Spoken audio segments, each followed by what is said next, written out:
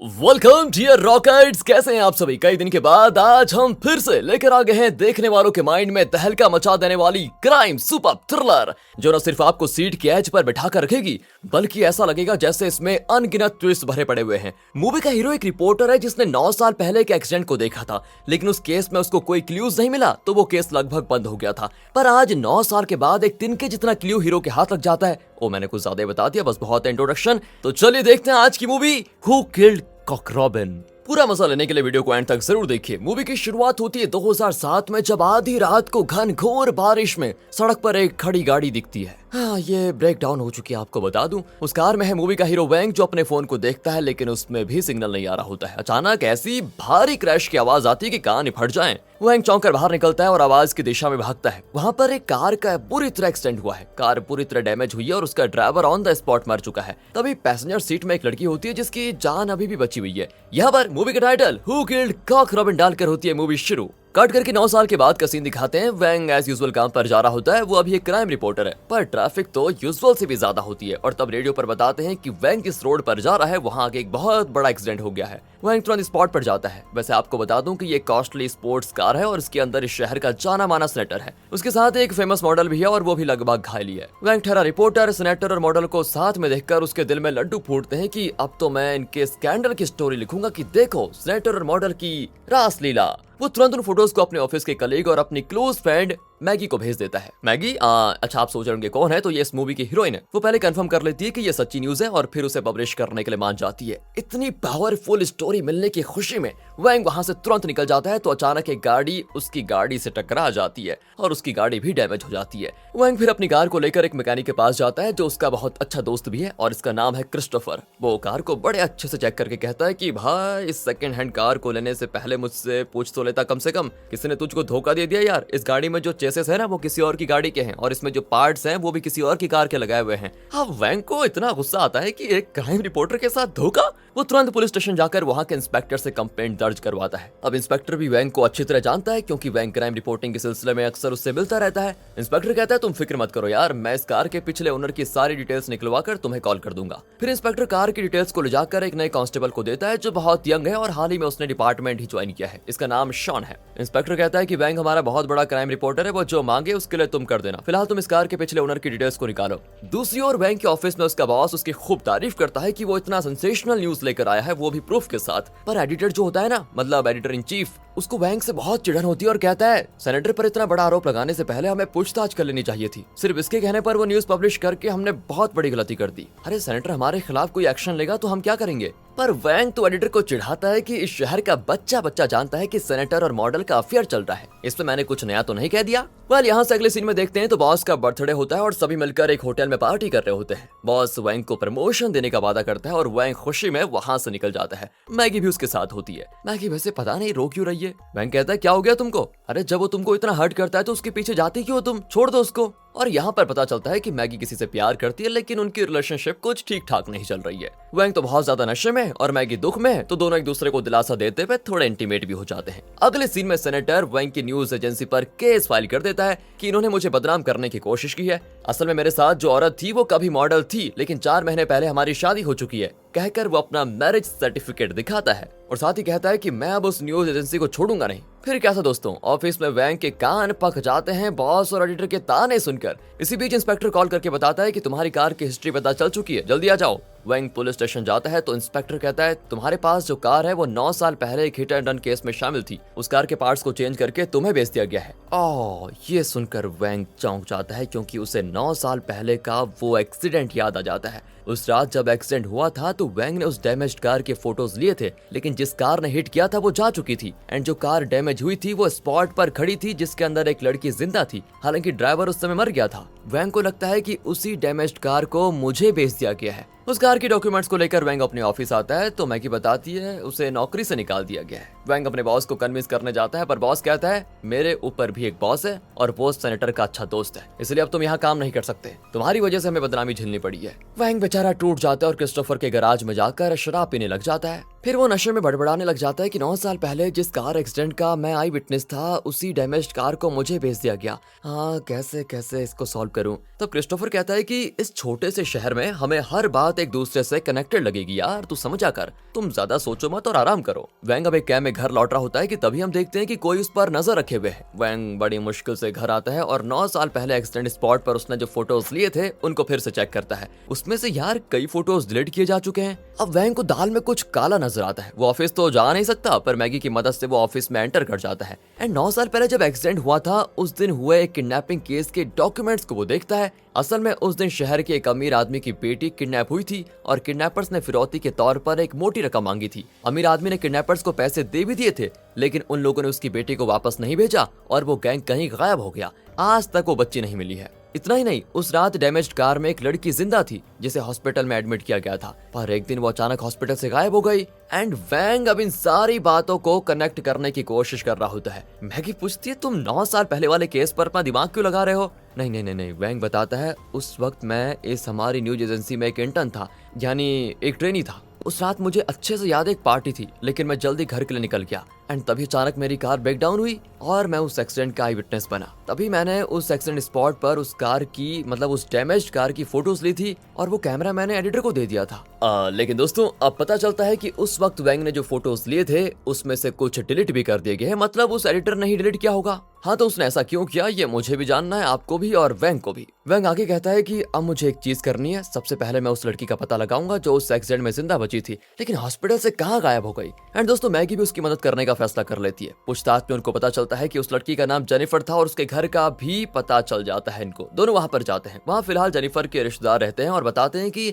Jennifer दूसरे शहर में सेटल हो चुकी है, अब वो यहाँ पर नहीं रहती। वैंग और मैगी खुद को जेनिफर के फ्रेंड्स बताते हैं और वैंग वहां जेनिफर की फोटो को अपने मोबाइल पर क्लिक कर लेता है। वो एक स्पेशल चाय बना कर देते हैं तो वैंग पूछता है ये तो बहुत कॉस्टली चाय है, ये आपको कहाँ से मिलता है? वो बताते हैं इसे तो जेनिफर भिजवाती है एंड वैंग इस बात को पकड़ लेता है और उस जगह जाता है जहाँ ये चाय बिकती है। रास्ते में भी हमको दिखाया जाता है कि कोई वैंग का पीछा कर रहा है। स्पेशल चाय बेचने वाली दुकान में जाकर वैंग और मैगी जेनिफर की फोटो दिखाते हैं और पूछते हैं कि क्या आप इसे पहचानती हैं? इसी बीच वहाँ खुद जेनिफर आ जाती है जो लंगड़ा कर चल रही है। 9 साल पहले एक्सीडेंट में जेनिफर का एक पैर टूट चुका था, तब से वो ठीक से चल भी नहीं पाती। जब वैंग उससे उस एक्सीडेंट के बारे में पूछता है तो जेनिफर बहुत ज्यादा नर्वस हो जाती है और कुछ बताना नहीं चाहती, लेकिन वैंग जोर देने लग जाता है तो वो बताती है उस रात मैं और मेरा बॉयफ्रेंड एक पार्टी से लौट रहे थे। उसने कुछ ज्यादा ही पी ली थी लेकिन गाड़ी ठीक से चला ही रहा था। अचानक एक गाड़ी हमारी गाड़ी को टक्कर देकर चली गई एंड उस एक्सीडेंट में मेरा बॉयफ्रेंड तो मारा गया, मैं अपाहिज हो गई। वैंग पूछता है कि जो कार हिट एंड रन करके गई थी क्या उसके बारे में आपको कुछ याद है? मैं उस कातिल का पता लगाने में तुम्हारी मदद करना चाहता हूँ। जेनिफर कहती है उसका पता चलकर अब क्या होगा, इतने साल गुजर चुके हैं, मेरी लाइफ में कुछ नहीं बदलने वाला, प्लीज आइंदा मुझे ऐसे परेशान मत कीजिए। एंड दोस्तों ये कहकर वो चली जाती है, पर वैंग हार नहीं मानता। वो उसे अपना नंबर बताता है कि अगर कुछ याद आ जाए तो मुझे फोन कर देना प्लीज। अब रात को वैंग अपने घर में बार बार उस एक्सीडेंट के डॉक्यूमेंट्स को देखता है तो उसको पता चल जाता है कि जेनिफर ने झूठ बोला है। जेनिफर ने कहा था कि उसका बॉयफ्रेंड उस रात शराब पीकर गाड़ी चला रहा था, लेकिन उसके शव विश्लेषण रिपोर्ट में लिखा था कि उसने शराब नहीं पी थी। That's very confusing. एंड तब जेनिफर फोन करके कहती है कि गड़े मुर्दे उखाड़ने की कोशिश करोगे तो बुरे के अलावा कुछ नहीं होगा, इसलिए इस केस को छोड़ दो। वैंग कहता है वो सब कुछ तो मैं देख लूंगा, पर तुम मुझे बताओ तुमने मुझे झूठ क्यों बोला? तुम्हारा बॉयफ्रेंड नशे में था, तुमने ये बात झूठ क्यों बोली मुझे, जबकि शव विश्लेषण में लिखा था कि उसकी बॉडी में शराब नहीं थी। जेनिफर फिर वही बात दोहराती है कि इस बात को छोड़ दो, मैं पहले से बहुत ज्यादा मुसीबत में हूँ। अगर तुमने इस केस को फिर से इन्वेस्टिगेशन करने की कोशिश की तो न जाने पता नहीं क्या क्या हो जाएगा। वैंग कहता है ठीक है, मैं इन्वेस्टिगेशन नहीं करूंगा, लेकिन एक बार तुमसे मिलकर सब कुछ जानना चाहता हूँ, प्लीज मुझे सारे सवाल के जवाब दे दो। इतने में वैंग को उस तरफ कोई आवाज आती है जैसे कोई जेनिफर को मार रहा हो और उसको घसीट कर कहीं लेकर जा रहा हो। जेनिफर चिल्ला रही होती है और कॉल कट हो जाता है। वैंग तभी रियलाइज कर लेता है कि जेनिफर की जान को पक्का कोई ना कोई खतरा है। वो तुरंत जेनिफर के अपार्टमेंट का पता लगाकर वहां पर चला जाता है। जेनिफर का कमरा बिल्कुल खुला पड़ा होता है और वैंग देखता है कि एक आदमी उसके फ्लैट की खिड़की से कूद कर भाग रहा है। वैंग सिर्फ उसके पैर को ही देख पाता है। यहाँ कट करके जेनिफर को दिखाते हैं जो किसी और जगह पर है और उसे पूरी तरह टॉर्चर किया गया है। उसके हाथ पैर चेन से बांधे गए हैं और ताला भी लगा हुआ है। यहाँ वैंग उस आदमी का पीछा करता है, पर वो अपनी कार से वैंग को धकेल कर बच निकल जाता है। यहाँ जेनिफर अपने पैरों पर लगे लॉक से किसी तरह एक पिन जैसी चीज निकालकर अपने हाथ खोल लेती है और मदद के लिए वैंग को कॉल करती है, पर कॉल नहीं जाता। इतने में उसके कमरे में कोई घिनौनी घटना हो जाती है जिसे हमें फिलहाल तो नहीं दिखाया जाता। दूसरी ओर वैंग हॉस्पिटल में होता है क्योंकि उसका हाथ फ्रैक्चर हो गया था। मैगी उसको देखने आई होती है, तो वैंग के फोन पर कॉल सर्विस प्रोवाइडर का मैसेज आता है कि जेनिफर ने उसको कॉल किया था, लेकिन उस वक्त वैंग नॉट रीचेबल था। तो जेनिफर ने वैंग को एक वॉइस मैसेज भेजा होता है जिसमें वो रो रही है कि मैं मुसीबत में हूँ, प्लीज मुझे बचाओ। वैंग तुरंत मैगी के साथ हॉस्पिटल से निकल जाता है। रास्ते में अचानक एक गाड़ी आड़े आ जाती है और मैगी सडन ब्रेक मारती है। तभी वहां पर एक पार्किंग मिरर को वैंग नोटिस कर लेता है, जिसे इसलिए रखा जाता है ताकि पार्किंग करते वक्त गाड़ी किसी चीज से टकरा ना जाए। फिर वैंग एक एक्स पुलिसमैन से मिलता है। वो उन्हें जेनिफर का वॉइस मैसेज सुनाता है और कहता है, आप कैसे भी करके ये ट्रेस कीजिए, जब इस लड़की ने मुझे कॉल किया था तो उसका लोकेशन क्या था, इसकी जान खतरे में है, प्लीज हमें इसको बचाना है कैसे भी करके। फिर वैंग घर जाकर उन फोटोज को देखता है जो उसने 9 साल पहले एक्सीडेंट स्पॉट पर लिए थे। हालांकि कई फोटोज डिलीट किए जा चुके हैं, लेकिन एक फोटो में वैंग को एक पार्किंग मिरर दिखता है जैसा कि उसने कुछ देर पहले देखा था। दोस्तों, वो मिरर को जूम करके देखता है तो उस हिट एंड रन केस का नंबर प्लेट दिख जाता है। वो एक ब्लैक मर्सिडीज थी और जूम करने पर उसमें 2 नंबर्स क्लियर दिखते हैं, पर बाकी नंबर्स का शेप देखकर वैंग कुछ पॉसिबिलिटीज को लिख लेता है कि कौन कौन से नंबर्स हो सकते हैं। फिर वो सीधे पुलिस स्टेशन जाता है, पर वहां कोई उसे पूछता नहीं क्योंकि अब उसकी नौकरी जा चुकी है ना, इसीलिए। लेकिन वो कांस्टेबल शॉन, आपको दोस्तों याद होगा, जिसको उस दिन इंस्पेक्टर ने बताया था कि वैंग जब भी कोई मदद मांगे तो जरूर करना, एंड वो वैंग को अपना सिस्टम एक्सेस करने दे देता है। अब जब वैंग सिस्टम पर सर्च करता है तो उसे उस नंबर प्लेट का बिल्कुल सही नंबर मिल जाता है।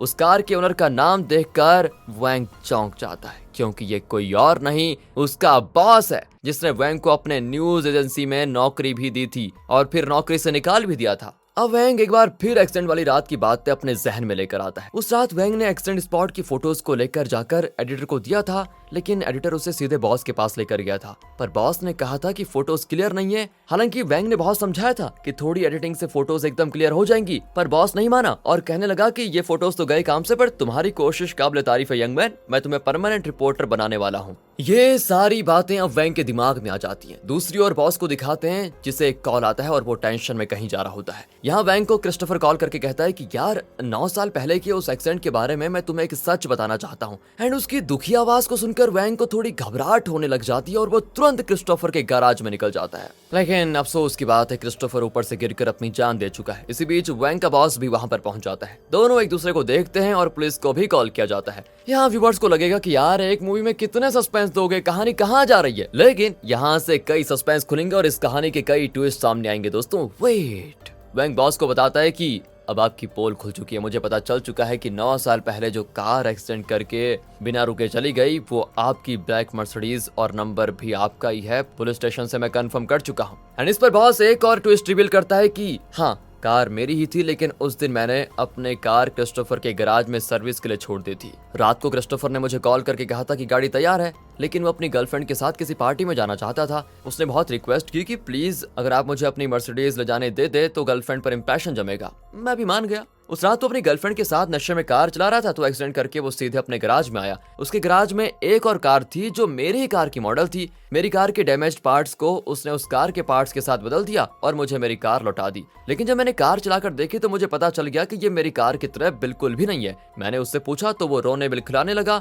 कि प्लीज किसी को मत बताइए सर, मेरी लाइफ खराब हो जाएगी। एंड मुझे भी उस पर तरस आ गया और मैंने उस मामले को वहीं पर छोड़ दिया। लेकिन अब 9 साल के बाद जब तुमने वापस उस केस के बारे में जांच शुरू की तो क्रिस्टोफर डर गया कहीं उसकी पोल ना खुल जाए, इसलिए वो हर जगह तुम्हारा पीछा करने लगा। यानी कि दोस्तों वही था जो वैंग का पीछा कर रहा था। वैंग को फॉलो करके ही उसे जेनिफर के अपार्टमेंट का पता चला। असल में क्रिस्टोफर जेनिफर को कुछ पैसे देकर उससे माफी मांगना चाहता था, पर तब तक जेनिफर लापता हो चुकी थी। इसी बीच वैंग को वहां देखकर क्रिस्टोफर तो डर गया एंड वैंग की नजरों से बचकर वो खिड़की से कूदकर भाग गया था। एंड जब वैंग ने पीछा किया तो वो अपनी कार से वैंग को धकेल कर बच निकला, लेकिन वो पछताने लगा कि उसने अपने दोस्त को धोखा दिया। उसे खुद से नफरत होने लगी और इस पछतावे की वजह से क्रिस्टोफर ने खुदकुशी कर ली। इस तरह पूरी कहानी सुनाता है वैंग का बॉस, पर पुलिस ये सब नहीं जानती और वो क्रिस्टोफर की वाइफ से पूछताछ करते हैं कि आपके और आपके पति के बीच कहीं कोई प्रॉब्लम तो नहीं थी जिसकी वजह से उन्होंने खुदकुशी कर ली। अब वैंग के सामने सारी बातें साफ हैं, पर अब भी उसको जेनिफर के बारे में पता लगाना है कि वो कहां पर है और उसे कैसे बचाया जा सकता है। तब उसको एक एक्स पुलिसमैन का कॉल आता है जिसने जेनिफर के फोन का लास्ट लोकेशन का पता लगा लिया है। वैंग तुरंत 2 पुलिस वालों को लेकर उस लोकेशन पर पहुंचता है। इस अपार्टमेंट के किसी कमरे से जेनिफर ने कॉल किया था। वैंग हर कमरे को चेक करता है एंड ये लो एक और ट्विस्ट हमारा वेट कर रहा है। यहाँ पर इसी अपार्टमेंट में पुलिस कांस्टेबल शॉन रहता है जिसने कार डिटेल्स पता लगाने में वैंग की मदद की थी। उसके उसके घर के अंदर बर्तनों के टटोलने की आवाज को सुनकर वैंग अंदर जाता है। वहाँ 2 कमरे बंद होते हैं पर शॉन उन्हें खोलकर दिखा देता है। वहाँ कोई नहीं होता सिवाय 2 बिल्लियों के जिन्हें शॉन पाल रहा था। वैंग शॉन पर शक करने के लिए उसको सॉरी कहकर वहां से निकल जाता है। लेकिन जब वैंग के पीछे शॉन अपना दरवाजा बंद करता है तो उसका एक्सप्रेशन किसी खतरनाक विलन से कम नहीं लगता। और यहाँ खुलता है एक और हिला देने वाला सस्पेंस। 9 साल पहले शॉन पुलिस में नहीं था, वो जेनिफर का दोस्त था जो जेनिफर से एक तरफा प्यार करता था। जब एक्सीडेंट के बाद जेनिफर हॉस्पिटल से गायब हुई थी तो असल में यही जेनिफर को किडनैप करके अपने घर ले आया। उसका ख्याल रखने के बहाने उसके हाथ पैर बांध कर ये रखता था, उसे आए दिन अब्यूज करता था। इसके हाथों तो लगभग जेनिफर नरक झेल चुकी थी। यही नहीं, शॉन के पास बहुत सारे पैसे भी थे। जैसे तैसे इसके साथ जेनिफर को रहना पड़ रहा था। ऐसे में एक दिन शॉन ने कहा कि मेरे पास बहुत पैसे हैं जिससे हम पूरी लाइफ एक साथ खुशी से बिता सकते हैं और प्यार तो मैं तुमसे करता ही हूँ। और इसी हैप्पी मूड में उसने जेनिफर की हथकड़ियां खोल दी थी। तो ऐसे में एक दिन मौका पाकर जेनिफर उसके पैसे भी लेकर भाग गई। 9 साल शॉन ने जेनिफर को हर जगह ढूंढा लेकिन वो साइको शॉन जेनिफर का कहीं पता नहीं लगा सका। पर 9 साल के बाद जब वैंग ने इस केस को फिर से जांच करनी शुरू की तो शॉन जान गया कि ये जेनिफर का किसी तरह जरूर पता लगाएगा। इसीलिए शॉन ने वैंग को हर जगह फॉलो किया और वैंग की बदौलत उसने जेनिफर का फिर एक बार पता लगा लिया। उसने जेनिफर को फिर से किडनैप करके किसी और जगह बंदी बनाकर रखा। 9 साल पहले उसने जेनिफर को जिस तरह टॉर्चर किया था दोबारा उसके साथ वही सब करने लगा। उसने जेनिफर को बताया कि तुम मेरे पैसे भी लेकर भाग गई, इसलिए सिर्फ और सिर्फ तुम्हें ढूंढने के लिए मैंने पुलिस डिपार्टमेंट ज्वाइन किया। मुझे तो वैंग का शुक्र अदा करना चाहिए क्योंकि अगर वो नहीं होता तो मैं तुम्हारा कभी पता नहीं लगा पाता।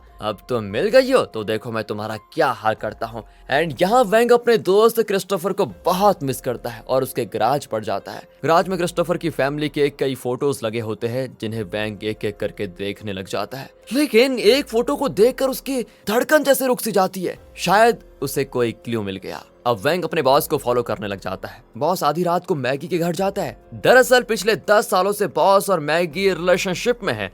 लेकिन एक सवाल यह है कि मैगी वैंग की मदद क्यों कर रही थी। असल में मैगी बॉस के कहने पर पिछले 9 सालों से वैंग की क्लोज फ्रेंड बनकर उसके साथ रह रही थी। उसकी हर चाल वो बॉस को बता सके, इसीलिए अब वैंग इन दोनों को रंगे हाथों पकड़ लेता है। अब अगले सीन में वैंग बॉस की कार में ठाठ से बैठा होता है और कहता है अगस्त 30, 2007 ये तारीख आप भूले तो नहीं होंगे। 9 साल पहले उसी रात तो वो एक्सीडेंट हुआ था बॉस। अब दोस्तों ध्यान से सुनिए, बॉस ने पहले बताया था कि उस रात मैकेनिक क्रिस्टोफर ने गाड़ी मांगी और नशे में उसका एक्सीडेंट करवा दिया वगैरह वगैरह। लेकिन कुछ देर पहले क्रिस्टोफर के गैराज में वैंग जिस फोटो को देखकर चौंका था उससे वैंग को साफ पता चल गया था कि एक्सीडेंट की रात क्रिस्टोफर अपनी फैमिली के साथ था, ना कि अपनी गर्लफ्रेंड के साथ जैसा कि बॉस ने बताया था। वो बॉस से कहता है कि चुपचाप सच उगल दो वरना बहुत बुरा होगा। एंड अब बॉस उस रात का असली फ्लैशबैक बताता है। उस वक्त वैंग एक साधारण इंटर्न था, लेकिन मैगी पहले से उस न्यूज एजेंसी में थी। उस रात उसे प्रमोशन दिया जा रहा था जिसकी खुशी में एक पार्टी रखी गई थी। वैंग जो कि एक एजेंसी में नया था वो जल्दी पार्टी से निकल गया। रास्ते में उसकी कार ब्रेक डाउन हुई। कुछ देर के बाद बॉस और मैगी बॉस की गाड़ी में उस रास्ते आए। दोनों बहुत ज्यादा नशे में थे और बॉस तेजी से गाड़ी को चला रहा था और उसी ने एक्सीडेंट किया था। पकड़े जाने के डर से बॉस ने उसी रात अपनी गाड़ी क्रिस्टोफर के पास छोड़ दी और रो धोकर उससे विनती की कि प्लीज किसी तरह मुझे बचा लो वरना मेरी लाइफ खत्म हो जाएगी। बॉस की मदद करने के इरादे से क्रिस्टोफर ने उसी मॉडल की दूसरी गाड़ी जो उसके गैराज में ऑलरेडी थी उसके पार्ट्स निकालकर बॉस की गाड़ी में फिक्स कर दिए और बॉस की गाड़ी उसको लौटा दी। एंड अब प्रेजेंट में वैंग कहता है कि इतना बड़ा कांड करके तुम्हें क्या लगा बॉस कि तुम बच जाओगे अगर मैं पुलिस को ये सब बता दूं तो? पर बॉस तो अकड़ कर कहता है कि बेटा वो सब तुम करने से रहे क्योंकि उस एक्सीडेंट के इकलौते आई विटनेस तुम हो और सिर्फ इसी वजह से मैंने तुम्हें इंटर्न से परमानेंट रिपोर्टर बनाया। इतना ही नहीं, मैंने मैगी को तुम्हारी हर चाल पर नजर रखने को कहा ताकि तुम्हारी गलती से भी इस केस पर नजर ना पड़े। एंड बॉस कहता है कि चॉइस तुम्हारी है। पुलिस को सच बताकर तुम कुछ देर के लिए हीरो बनना चाहते हो या अपना मुंह बंद रखकर वापस मेरी एजेंसी में नौकरी करना चाहते हो। वैंग एकदम टूट कर बैठ जाता है कि क्या करूं। फिलहाल उसका ध्यान ना तो इस बॉस की बातों पर है और ना ही उसे अपनी नौकरी की चिंता है। उसे सिर्फ एक परेशानी खाई जा रही है कि जेनिफर कहां पर है, उसके साथ क्या हुआ है। और तब उसके दिमाग में बिजली की तरह एक बात याद आती है। जब वो कांस्टेबल शॉन के घर में घुसा था तो वहां जेनिफर तो नहीं थी, लेकिन वैंग की नजर एक फैमिली फोटो पर पड़ी थी। अब वैंग को याद आता है कि उसमें जेनिफर थी और वो जेनिफर की फैमिली फोटो थी। वैंग अब शॉन को फॉलो करने लग जाता है। वैंग देखता है कि शॉन अजीब हरकतें कर रहा है। रात को वो तेल के 2 कैंस खरीदकर एक पुराने घर में लेकर जाता है, फिर अजीब सा सूट पहनकर साइको की तरह घर में यहाँ वहाँ चल रहा होता है। एंड अब वैंग डिसाइड कर लेता है कि इसी ने जेनिफर को पक्का इसी ने किडनैप किया होगा। अगले सेकंड वो घर का दरवाजा पीटने लग जाता है, पर दरवाजा कोई खोलता नहीं। वैंग किसी तरह जबरदस्ती अंदर घुस जाता है और शॉन और वैंग के बीच जहां होती है हाथापाई। पर अंत में शॉन वैंग को बहुत ज्यादा मारता है और एक चाकू से उस पर हमला कर जाता है, लेकिन फिर उसे जमीन पर गाड़ते हुए कहता है कि अब तो तुम्हें बहुत कुछ जानना है वैंग। कहकर वो वैंग को एक चाबी देता है और कहता है वो दरवाजा खोलो। फिर शॉन एक और खतरनाक ट्विस्ट रिवील करता है जिसे सुनकर आप हक्के बक्के रह जाएंगे दोस्तों। यार खोपड़ी खराब हो गई, इसमें हीरो कौन और विलन कौन है। शॉन पूछता है कि 9 साल पहले तुमने जो $2 मिलियन उस गाड़ी से निकाले थे वो कहाँ है। हाय, ये वैंग चौंक कर पूछता है क्या बकवास कर रहे हो। और यहाँ शॉन एक फ्लैशबैक बताता है जिसके जरिए हमें अगली घटनाओं का पता चलेगा। 9 साल पहले जेनिफर, उसका बॉयफ्रेंड और शॉन तीनों अच्छे दोस्त थे। इन तीनों ने मिलकर उस वक्त एक अमीर आदमी की बेटी को किडनैप किया और $10 मिलियन की फिरौती मांगी। उस आदमी ने पैसे दे भी दिए जिसे जेनिफर और उसका बॉयफ्रेंड लेने गए थे। दोनों पैसे लेकर वापस आए ताकि उस बच्चे को उसके पिता के पास छोड़ दें, लेकिन इसी बीच शॉन, जो एक नंबर का साइको था, उसने बच्चे का बुरा हाल कर रखा था और वो बेचारी खून से लथपथ मरी पड़ी हुई थी। जेनिफर और उसका बॉयफ्रेंड घबरा गए कि अब यहाँ रहे तो शॉन के साथ हम भी फंस जाएंगे, इसलिए दोनों पैसे लेकर वहाँ से निकल गए। रास्ते में वैंग के बॉस की गाड़ी इनकी कार से टकराई और बिना रुके वहाँ से चली गई। इस फ्लैशबैक के दौरान वैंग की असलियत का भी पता चल जाता है कि जब वैंग एक्सीडेंट वाली उस कार को देखने गया तो कार में एक बैग के अंदर बहुत सारा पैसा था। उसको देखकर वैंग की नियत सरक गई और उसने उस बैग में से $2 मिलियन चुरा लिए और चुपचाप वहाँ से खिसक गया। दुख की बात तो यह है कि उस वक्त जेनिफर और उसका बॉयफ्रेंड जो कार ड्राइव कर रहा था, दोनों जिंदा थे। लेकिन फिर एंट्री भी शॉन की, जिसने जेनिफर के बॉयफ्रेंड का कत्ल किया और पूरे पैसे लेकर वहां से चला गया। उसके बाद जेनिफर को हॉस्पिटल में एडमिट किया गया। फिर क्या हुआ ये तो अब तक की कहानी में हम जान ही चुके हैं। एंड प्रेजेंट में शॉन ने वैंग को जो चाबी दी थी उसे लेकर वो एक दरवाजा खोलता है और वहां का दृश्य देखकर वैंग एकदम फ्रीज और उसकी आंखें नम हो जाती हैं। यहाँ होता है ब्लैकआउट और ऐसा लगता है कि यहाँ कोई घिनौनी घटना हुई है, लेकिन फिलहाल वो नहीं दिखाया जाता। अगले सीन में वैंग को दिखाते हैं जो शान से खड़ा सिगरेट पी रहा है। तब उसका बॉस आता है। वैंग झट से अपना फोन निकालकर उसमें कुछ प्ले करता है। असल में कल बॉस ने जो कहा था कि तुम्हारे पास इस बात का कोई प्रूफ नहीं है कि एक्सीडेंट मैंने किया है, उन सारी बातों को वैंग ने रिकॉर्ड कर लिया था जिससे अब वो प्ले कर रहा है। ये सुनकर बॉस की हालत खराब हो जाती है। वो दंग रह जाता है कि ये भेड़िया बच्चा नहीं रहा, ये बड़ा हो गया। कहकर वो सर झुकाकर वहां से चला जाता है। एंड अब कट करके कुछ महीने के बाद दिखाते हैं कि वैंग कोट सूट पहनकर मस्त अपनी न्यूज एजेंसी में खड़ा हुआ है। वो उस एक्स पुलिसमैन को कॉल करता है जिसने जेनिफर का लोकेशन ट्रेस करने में मदद की थी। वैंग पूछता है क्या आपने वो काम कर दिया। वो कहता है सब परफेक्टली हो चुका है और फ्यूचर में कोई प्रॉब्लम भी नहीं होगी। ओके कहकर वैंग कॉल कट करके मुड़ता है तो उसके टेबल पर वही एक्सपेंसिव चाय होती है। वैंग उसको हाथ में लेता है तो हमें दिखाते हैं कि उसने जेनिफर के नाम 2 मिलियन का चेक लिख के रखा हुआ है जो वैंग ने गाड़ी से चुराया था। लेकिन वैंग फिर उस चेक को फाड़ देता है। फिर जेनिफर की फैमिली को वो ये एक्सपेंसिव चाय भेजने लगता है जो पहले जेनिफर भेजा करती थी। ये वैंग ये सब कुछ क्यों कर रहा है, सोचने वाली बात है। एंड इन सवालों के जवाब मिलते हैं इस सीन में जब वैंग शानदार तरीके से अपने कैबिन से निकलता है। सामने से मैगी भी आती है, मतलब अब वैंग इस एजेंसी का बॉस है। असल में वैंग ने अपने बॉस को धमकाया और अपनी पोल खोलने के डर से बॉस ने अपनी पदवी वैंग को सौंप दी। अब वैंग पूछता है कि तुमने मुझे नौकरी से क्यों निकलवाया। मैगी कहती है पागल मत बनो, मैं ऐसा क्यों करूंगी। एंड यहाँ वैंग एक और बात रिवील करता है दोस्तों। असल में जब बॉस ने वैंग को नौकरी से निकाल दिया था ना, तो वैंग को लगा कि एडिटर के कहने पर बॉस ने ऐसा किया होगा। लेकिन 2 महीने के बाद एडिटर ने वैंग को कॉल करके बताया कि एक और ओपनिंग है, तुम आकर ज्वाइन कर लो। तब वैंग एडिटर से मिला और कहने लगा कि नौकरी से निकालेंगे आप और अब वापस भी आप ही बुलाएंगे, अच्छी एक्टिंग कर लेते हैं आप। एंड तब एडिटर ने बताया था कि असल में वैंग को नौकरी से निकालने का सजेशन मैगी ने बॉस को दिया था। उसका और बॉस का 10 साल से अफेयर चल रहा है। वैंग ने पूछा क्या आप जानते हैं कि उनके बीच अफेयर है। एंड तब एडिटर ने बताया मुझे ये नौकरी भी इसीलिए मिली क्योंकि मैं उनके अफेयर के बारे में जान गया था। ओहो, इतना कुछ बताकर एडिटर भी अपने हिस्से का सस्पेंस रिवील कर देता है। 9 साल पहले उस रात की पार्टी में बॉस ने हद से ज्यादा पी ली थी और वो ड्राइव करने की हालत में नहीं था। इस वजह से उस रात बॉस नहीं मैगी गाड़ी चला रही थी और उसी ने एक्सीडेंट किया था। ये जानकर अब वैंग मैगी से कहता है कि इतना बड़ा कांड करके तुम आराम से कैसे रह पाती हो, तुम्हें इसकी सजा तो जरूर मिलेगी। और ये कहकर वो कॉन्फ्रेंस रूम में जाता है जहां उसे बॉस घोषित कर दिया जाएगा। मीटिंग में वैंग एक कहानी सुनाता है और उसी दौरान हमको दिखाया जाता है कि असल में क्या क्या हुआ था। वैंग की कहानी ये है कि एक छोटे लड़के को भूत की कहानियां बड़ी पसंद थी। वो एक बुक स्टोर में गया और दुकानदार से उसने पूछा कि इस दुकान में सबसे डरावना बुक मुझे दे दीजिए। दुकानदार ने भी उस लड़के को एक बुक दिया और कहा कि यहाँ का सबसे खतरनाक और डरावना बुक यही है, पर मैं तुम्हें एक शर्त पर यह बुक दूंगा वो ये कि तुम इसका लास्ट पेज नहीं पढ़ोगे। लड़का भी मान गया। उस आदमी ने वो बुक $50 में उस लड़के को बेचा। और यहाँ पर हमें फ्लैशबैक में दिखाया जाता है कि उस रात गाड़ी में उस बैग से $2 मिलियन निकाल कर वैंग वहां से चल दिया। उसने उन 2 इंसानों की परवाह नहीं की जो घायल पड़े हुए थे, यानी जेनिफर और उसका बॉयफ्रेंड। लेकिन बाद में उसे अपने किए का पछतावा हुआ। एंड यहाँ दिखाते हैं कि जब शॉन ने वैंग को उस कमरे की चाबी दी और वैंग ने उस कमरे को खोला तो उसने वहां क्या देखा बताता हूँ। असल में उस कमरे में जेनिफर का सिर धड़ पड़ा हुआ था, मतलब उसके हाथ पैर काट कर निकाल दिए गए थे और खून से लथपथ उसका धड़ पड़ा हुआ था। जेनिफर की यह दशा देखकर वैंग फूट कर रोने लगा।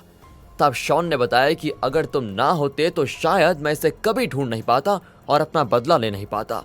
ये सुनकर वैंग को और पछतावा होता है कि मेरी वजह से जेनिफर की जान गई है। उसने वैंग को एक स्क्रू ड्राइवर दिया और कहा कि जेनिफर का जो बचा कुचा मांस है उसे भी स्क्रू ड्राइवर से कुतर दो।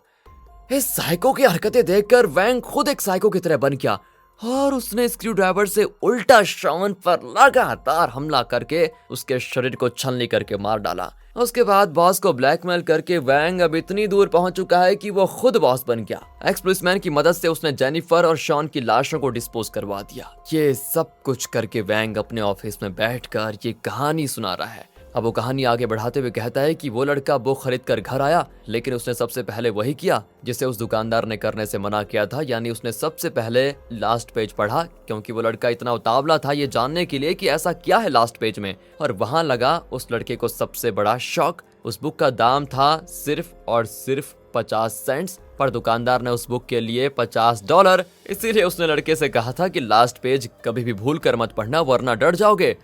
और इसी कहानी के साथ ये मूवी यहाँ पर खत्म हो जाती है। अगर आपको लगता है कि वैंग बिना सर पैर के कहानी क्यों सुना रहा था, तो जवाब यह है कि इस कहानी का इस मूवी से कनेक्शन जरूर है, और वो कनेक्शन है क्यूरियोसिटी यानी उत्सुकता।